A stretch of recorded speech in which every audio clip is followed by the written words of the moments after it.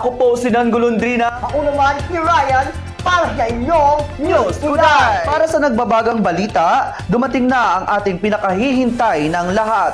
Pinakamababang 4 wheels e-bike na naka-steering wheel na for only 58,888 pesos na lang ito. 60 volts, 20 amperes, 1,200 ang battery nito.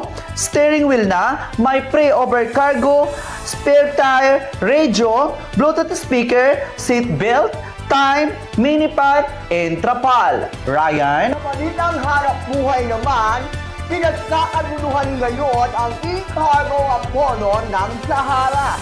Dahil sa halagang 52,888 lang, ay may pang-service na sa iyong mini harap buhay. Ito ay may 50 volt, 20 ampere na ang battery, 800 watt na ang motor. Convertible ang second row na upuan nito. Extended cargo pa. At gawa sa yero at bakal ang mga materialis nito. May pwede nitong side mirror, tool rack kit, signal, at kapal. At yan po ang mga nagbabagang mga balita ngayong araw na ito. Ako po si Dan Golondrina.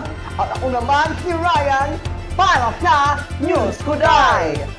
Abangan niyo po ang aming susunod na balita. Ako po si Dan Golondrina. Walang kinikilingan, walang pinoprotektahan, walang kasinungalingan, serbisyong totoo lamang. At dahil napapagod din ng mga nagbabalita, nakukulat din po kami mga nagbabalita. Magandang gabi po!